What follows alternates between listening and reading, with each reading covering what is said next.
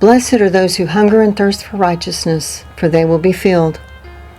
There are many stories in the Bible of people who hungered and thirsted for righteousness, those called by God to administer justice and hold others accountable to God's laws of righteousness.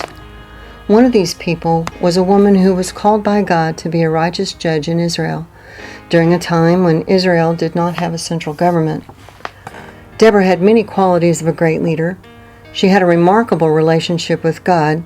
She was not power hungry, and she gave God the credit. She spent her efforts on what she could do instead of worrying about what she could not do. Being a woman in a man's world, she accomplished much for God because she allowed God to be in control. At the beginning of Deborah's time as a judge in Israel, the Israelites had once again done evil in the eyes of the Lord. So the Lord handed them over to Jabin, a king of Canaan. The commander of his army was Sisera. They were cruel and oppressive to the Israelites for 20 years. And the Israelites cried out to the Lord for help.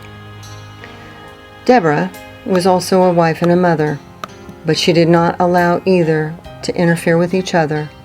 She was very committed to serving God, and God gave her the strategy that would free Israel from the cruel, oppressive hand of the Canaanites.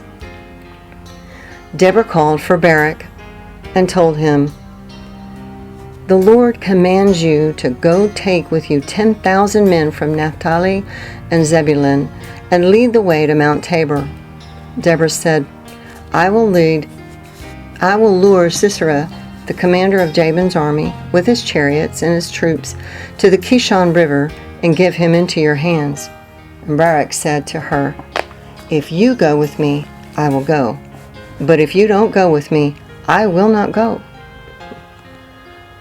But wait a minute. God commanded Barak to take 10,000 men to Tabor. He did not command Deborah to do so. Have you ever known a time when God said something that he did not mean, or that he himself would not cause it to happen? Apparently, at that moment, Barak was not sure of that or of himself, because he told Deborah, if you will go, I will go. But if you don't go, I will not go. In response, Deborah, who was a woman who sought God's righteousness every day for herself and others, did not hesitate.